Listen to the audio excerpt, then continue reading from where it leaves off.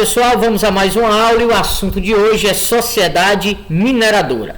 A gente continua aqui em Brasil Colônia. A gente já viu que essa fase da nossa história vai de, vamos ligar aqui a canetinha, né? Vai de 1532 com a instauração das capitanias até 1822 com a independência do Brasil.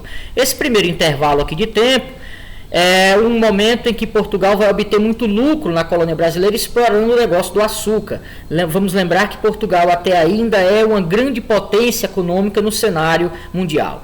Entre 1580 e 1640 começa uma fase ruim para Portugal, é a fase da chamada União Ibérica, quando a Espanha domina o reino português, fazendo com que Portugal perca a maior parte das suas possessões territoriais, entre elas o Nordeste brasileiro produtor de açúcar, que havia nesse período sido tomado pelos holandeses. Em 1640, Portugal volta a ser um reino independente, consegue expulsar os holandeses do Brasil em 54, mas o que se segue não é um período bom. O período seguinte, este aqui, vai ser marcado por um tempo de vacas magríssimas. Mesmo tendo recuperado o negócio do açúcar no Brasil, Portugal não consegue obter os mesmos lucros, porque agora os holandeses, que antes eram parceiros nesse negócio, se tornaram rivais. Então, a economia portuguesa entra em declínio, entra em colapso. Isso vai fazer com que Portugal contraia uma série de empréstimos com outros reinos, principalmente com a Inglaterra, e só um milagre salvaria a economia brasileira. E esse milagre tinha nome, a descoberta do ouro. Então, Portugal começa a alimentar de novo um antigo projeto.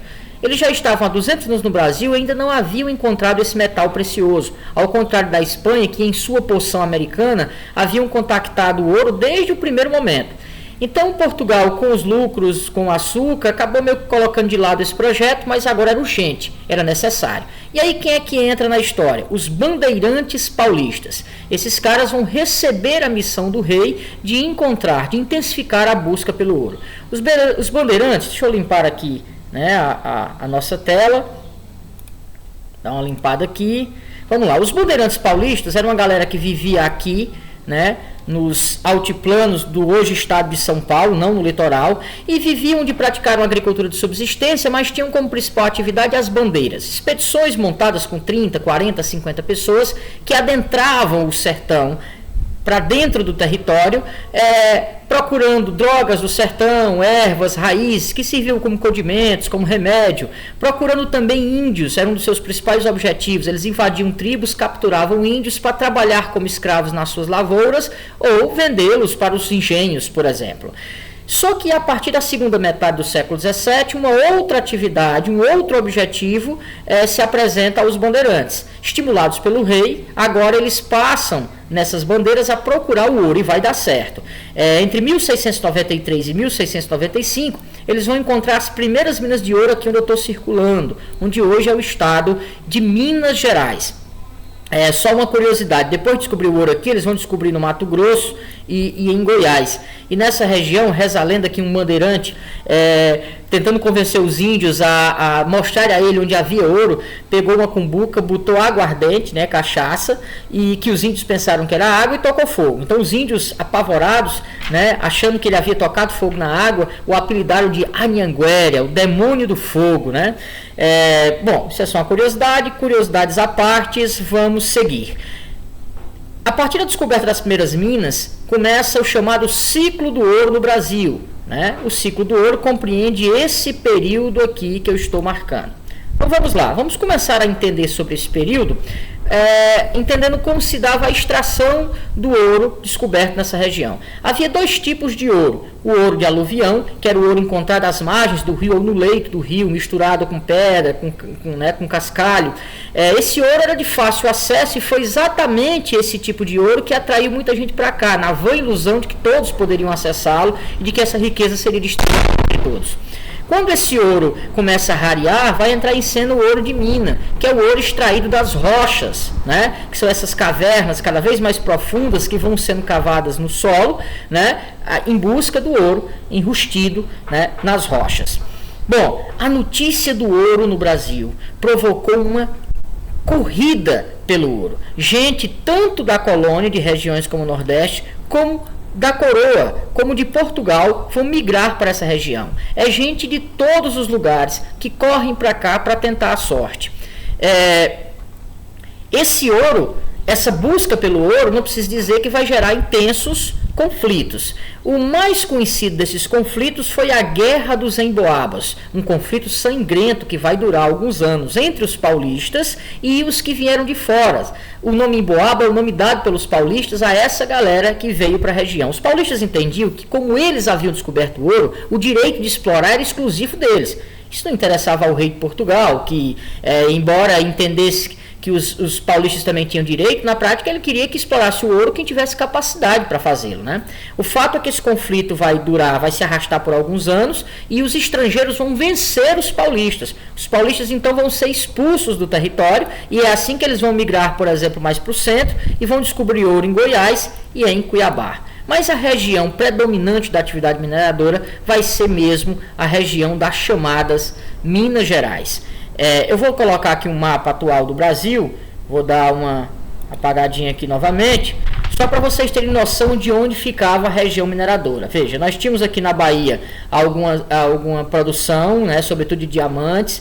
Nós tínhamos aqui no centro-oeste brasileiro, compreendendo sobretudo os estados de Goiás e do Mato Grosso, também uma importante atividade mineradora, mas o grande foco, o grande centro da produção mineradora foi essa que eu estou circulando, que compreende basicamente o estado de Minas Gerais. Foi aí que foi extraído a maior quantidade de ouro.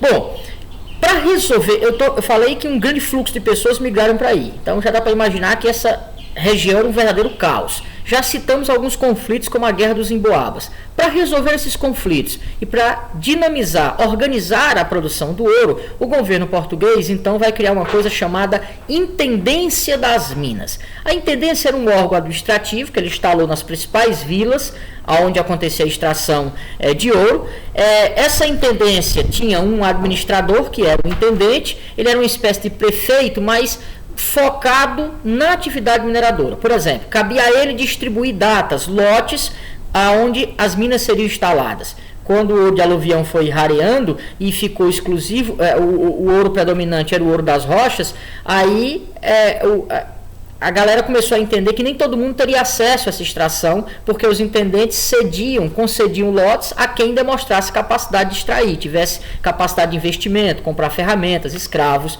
e etc. E a outra atividade importante do intendente era, lógico, cobrar os impostos, garantir que o rei ficasse com a sua parte. O imposto principal era conhecido como quinto. O que era o quinto? Era uma quinta parte de todo o ouro extraído. Então, por exemplo, se você tinha uma mina nesse período e extraiu durante aquele período 100 quilos de ouro, você tinha que pagar 20 quilos, uma quinta parte, ao rei de Portugal. E quem recebia isso? O intendente. Então, essa era a principal função da Intendência das Minas. Estava indo tudo muito bem. Portugal cobrava sua parte, os produtores pareciam não reclamar, embora a cobrança fosse muita, e Portugal disse, não, estamos tirando muito ouro, então está tudo muito bem. Só que, por volta de 1710, 1712, os franceses invadiram o Rio de Janeiro, que já era uma cidade importante por ser o porto mais perto da região mineradora. Minas, vamos lembrar, não tem praia, né? Então, o Rio de Janeiro se tornou importante. Os franceses tomam o rio e cobram um resgate, né? Porque tomando o rio, o ouro, os produtos comerciais não conseguiam chegar e o ouro não conseguia sair. E eles cobram esse resgate e quem paga não é o reino português. Quem vai pagar são os comerciantes e os mineiros da região mineradora. E os comerciantes do rio vão pagar em ouro, gente. Então isso acende uma luz vermelha em Portugal. Portugal diz, espera aí, nós sabemos que o total extraído de ouro neste ano foi X. E eles nos pagaram a quinta parte disso, Y. Só que eles eram para ter ficado com um total específico. Só que pelas contas, o ouro pago aos franceses mostrava que, na verdade, o ouro extraído da região tinha sido muito mais do que o Portugal sabia. Então, Portugal se tocou que, na verdade, estava rolando um imenso contrabando, que a galera da região mineradora não estava reclamando dos impostos, porque, na prática, não estavam pagando todo ele, né? Boa parte do ouro era contrabandeado. Por quê? O ouro que circulava nessa época era o ouro em pó. E esse ouro em pó, ele servia inclusive como dinheiro, praticamente não havia outro dinheiro. Comprava-se as coisas, o comércio era movimentado com o ouro. E o ouro em pó é muito mais fácil, não é verdade, gente, de esconder. E o dono da mina levava o ouro para casa e depois é que ia levar para a intendência, né, para pagar o rei.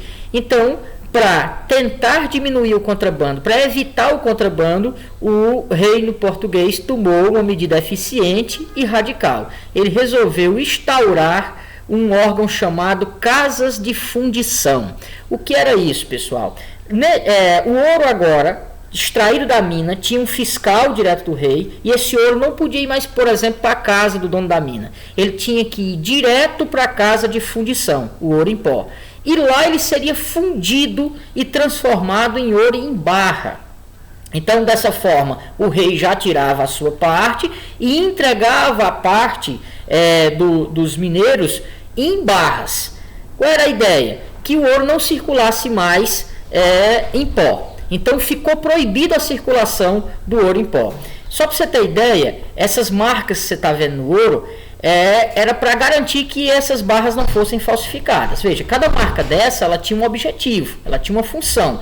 Circular com o ouro sem essas marcas, com a barra de ouro sem essas marcas, era como circular com a nota falsa. Isso era crime, passou a ser crime e era duramente punido. Você podia perder todos os seus bens e ser expulso, inclusive, do território. Então, esse ouro ficou conhecido como ouro quintado. Quando você vê uma barra dessa no livro de história, numa prova do Enem, já sabe, ouro quintado. Por quê? Porque é o ouro que o rei já tirou a quinta parte. Isso, gente, vai enfurecer os produtores de ouro, os mineradores, mas principalmente os comerciantes, porque eles entendiam que a restrição do ouro em pó, a proibição dele, ia prejudicar o comércio, porque ele era a principal moeda de troca. E também, claro, porque isso dificultava o contrabando. Então vai surgir várias revoltas na região mineradora, principalmente na sua maior cidade, que era a cidade de Vila Rica, que hoje chama-se Ouro Preto. Vai estourar então em Vila Rica a chamada Revolta de Vila Rica de 1720. A Revolta de Vila Rica foi liderada por um comerciante, por um tropeiro comerciante chamado Filipe dos Santos, que, sentindo-se prejudicado pela proibição da circulação do ouro em pó, vai liderar um movimento que incluía não só comerciantes, mas mineradores.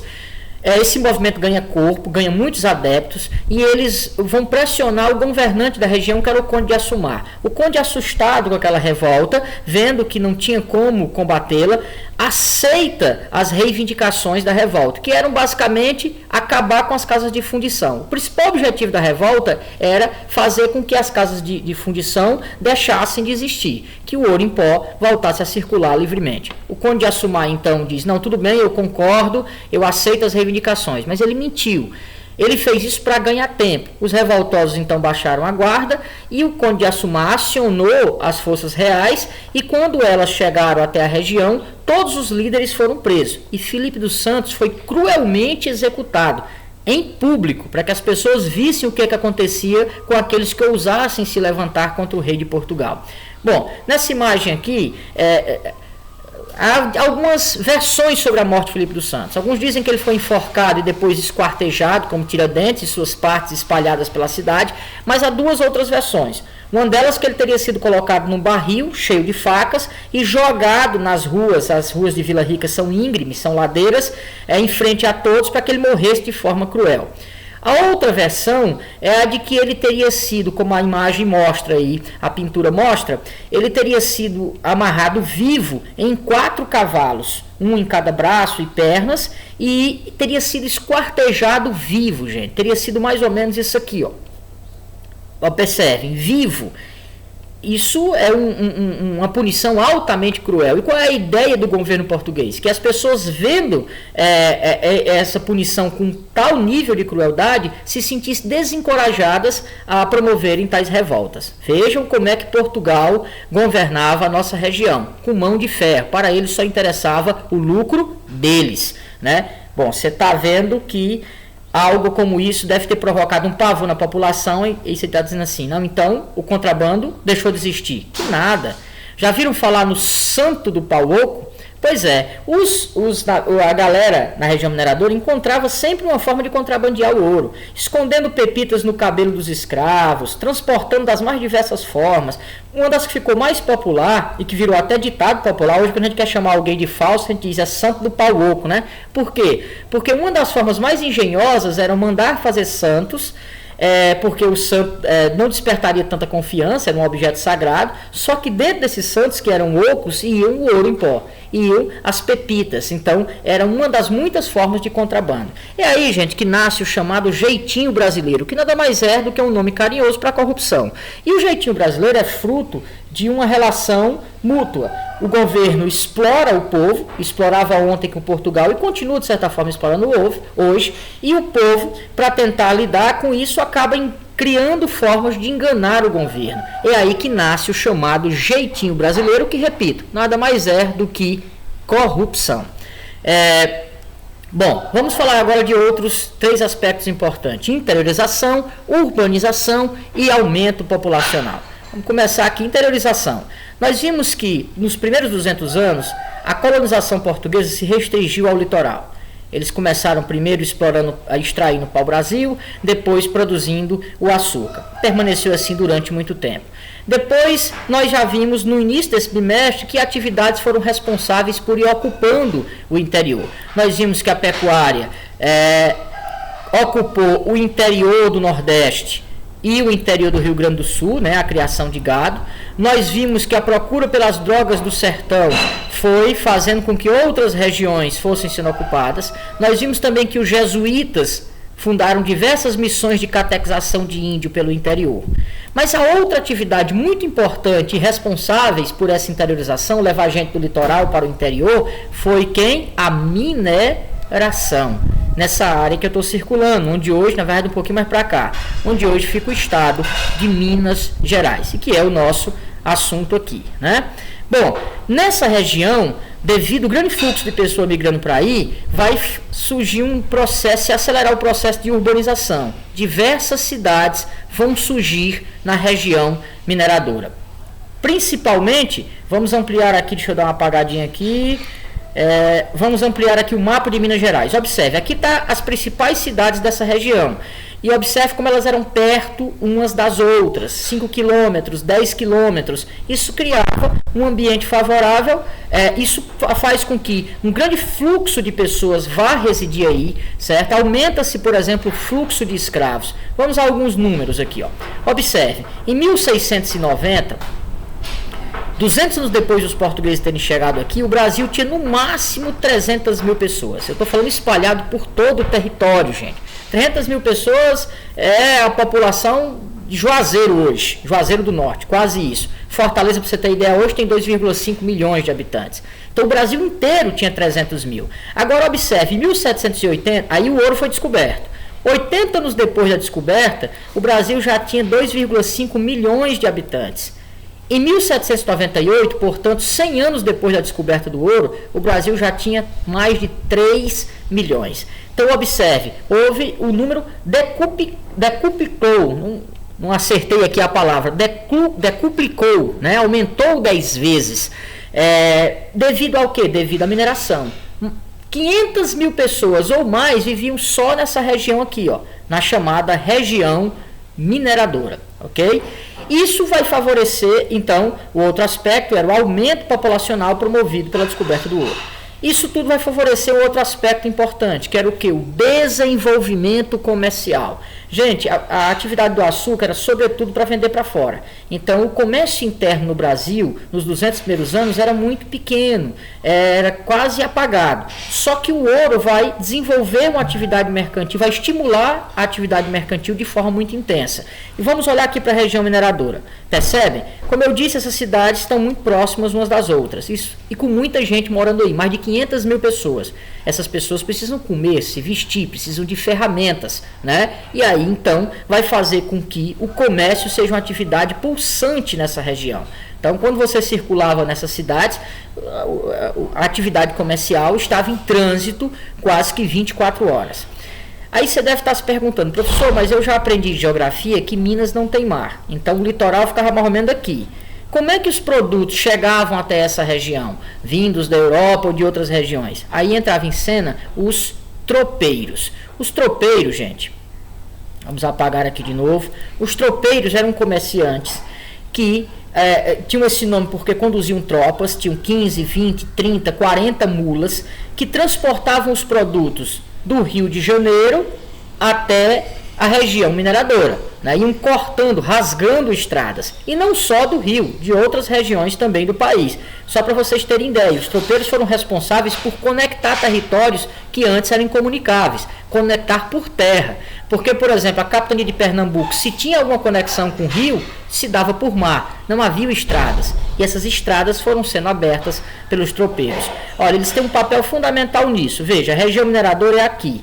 Os tropeiros tanto saíam do Rio com produtos vindos da Europa ou de outras regiões da colônia, como os partiam do Rio Grande do Sul com gado muares, mulas, por exemplo, para serem vendidas aqui, como partiu do Nordeste com o gado bovino, né, para ser abatido, alimentar essa região. Então, o trabalho dos tropeiros, e obviamente iam até a região de Goiás e do Mato Grosso. Então eles foram cortando o território, fundando cidades e conectando regiões que antes eram incomunicáveis. Por isso é muito importante a ação dos tropeiros. Gente, por hoje é isso. Encerramos por aqui. Espero que tenha contribuído. Até a próxima aula.